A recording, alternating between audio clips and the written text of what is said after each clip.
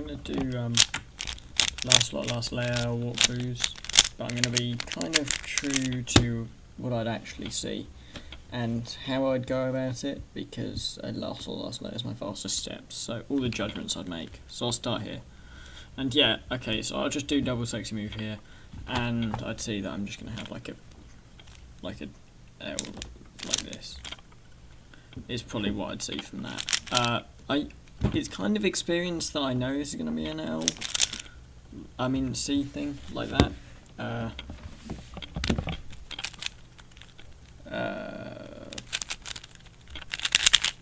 If I had something like this, it needs to be like oriented in a different way for it to be like that, or it needs to be like this. So that's just kind of an experience kind of thing.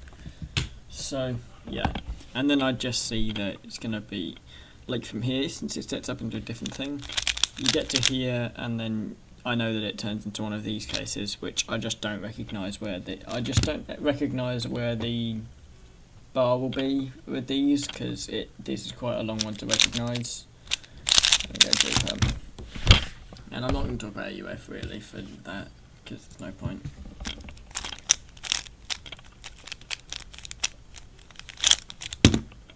Right, Yodi. Alright, so I see I have a dot here. So I'm going to do some edge control. So what I'll do is, since I have to rotate, so it doesn't really matter, so I'll just split it up.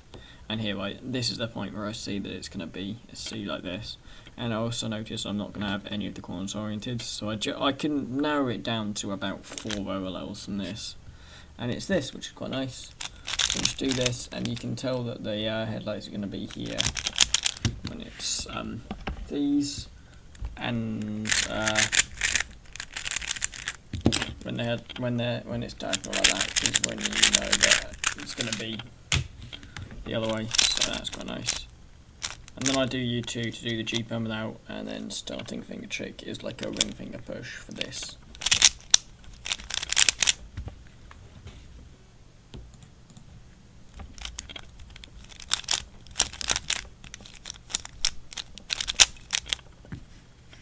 Okay. So I just do the standard solution here, and this is the part when you have an L that you can realise what I'm going to have is some kind of lightning boltish shape, and I see that this is going to be oriented over here, so I narrow it down to 1 OLL, because I see this as well, and so I've narrowed it down to this OLL.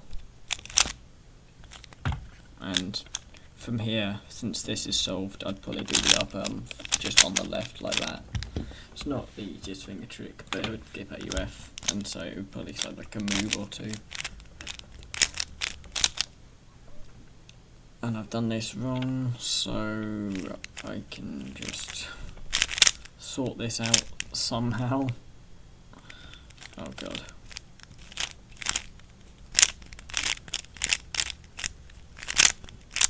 Okay, last slot, I'd probably notice what case it is here, and this is gonna be, and at this point is where I see that this actually isn't gonna stay oriented, but this is gonna stay here. And so since I've noticed it's gonna be only one, I narrow it down to a case like this, and I see the case and just immediately go into it. And for this, I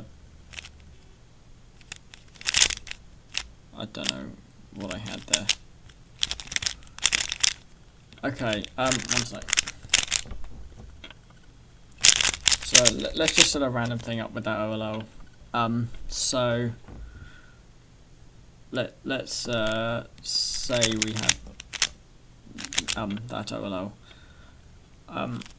It's a bit difficult to notice what it is, but for prediction for soon. So wait, hold on, I'm not actually Nicholas there. Anyway, if I've got Nicholas as this COLO case, I know they're going to be over here. And so the only ones that are like hard to remember are the ones that are like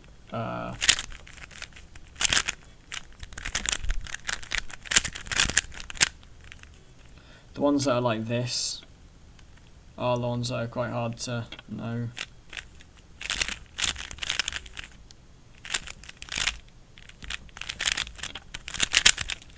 So I just know for this case here that they end up in the back, and so they'll end up in the front here, but I do another U, so they're going to end up over here.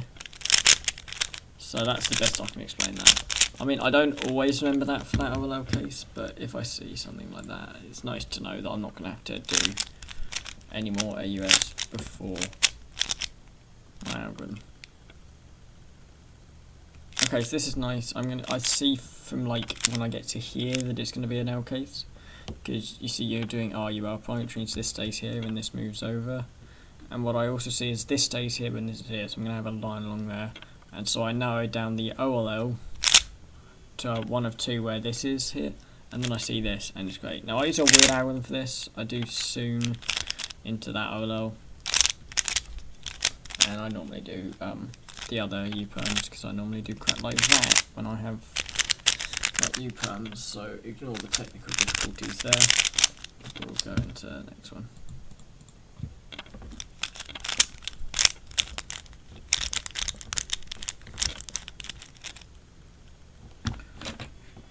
This is an awful case, but I want to make sure while I do it that I don't like break stuff up. So if you did something like this, you'd end up breaking it up, and you'd have to do like a sledgehammer. So what I'd probably do is separate it into a thing with insert over here, and I get a line. And then what I see here is that there's this bar and this bar, and so I just see immediately that it's going to be this OLL, and that it's going to skip corners, because it's a Nicholas case. And then I just come to here and do a U-perm. I'll probably rotate, because I'm an idiot, and I don't like doing like multiple AUS sometimes, so sometimes it is actually quite fast for me. Okay, so this is like an awful case. It really alternates how I do this. Like, this solution is fine, but I often do something with like a sledgehammer like that, and that's quite nice because I know that when I do my OLL, it's gonna give me an H-perm. Now, I use a weird alg, but I just know that this bar's preserved, and I don't really give a shit about the other stuff, really. So, like, if we look at it, we get this bar and this bar preserved. And so since it's opposite, we just know that it's going to be H-perm. And so it's nice to, like, sometimes do OLL and PLL with, like, no transition. And I've cooked it up again. Okay, that seems about right. So what's nice here is I see that I can do this, and it skips into this block, and this is nice because I see when I do the inverse sledgehammer like that, it's going to skip. And what I also see is this comes over here, and this is that, and so that narrows it down to only an R-perm, so I just go straight into it.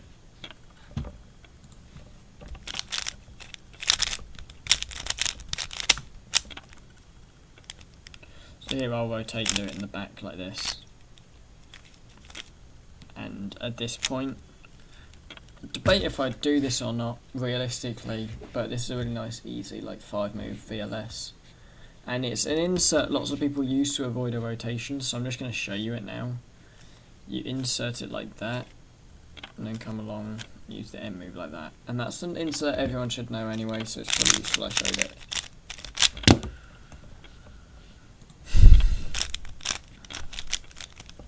Yeah, it's not always the best finger trick, but it's okay.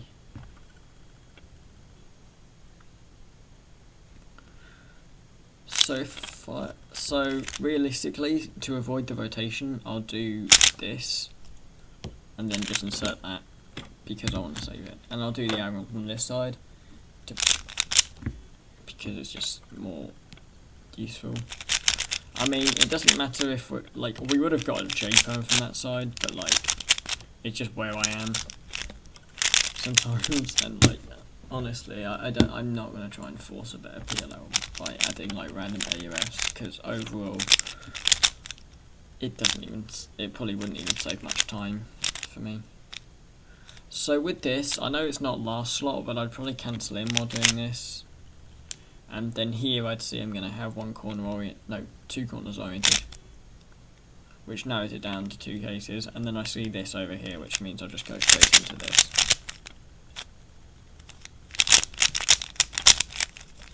And that was so bad.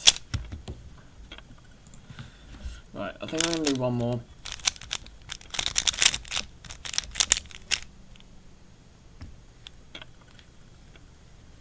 So here, if I actually do this, I'll have to do some other stuff. But since the edge is oriented, I'd probably just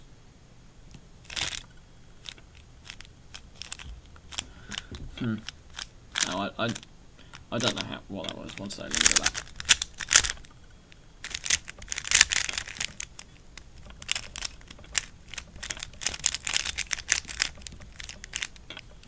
So with this,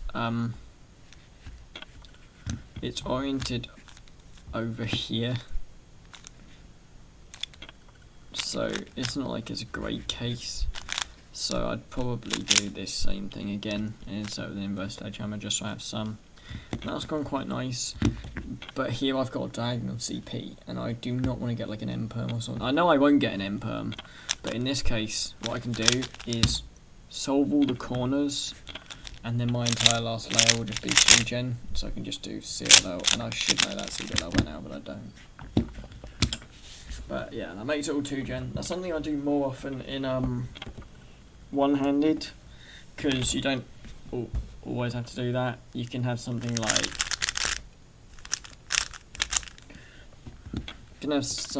this, and just orient right now, sorry, and then just get a CLL. So yeah. Anyway, hopefully this was interesting, my thought process.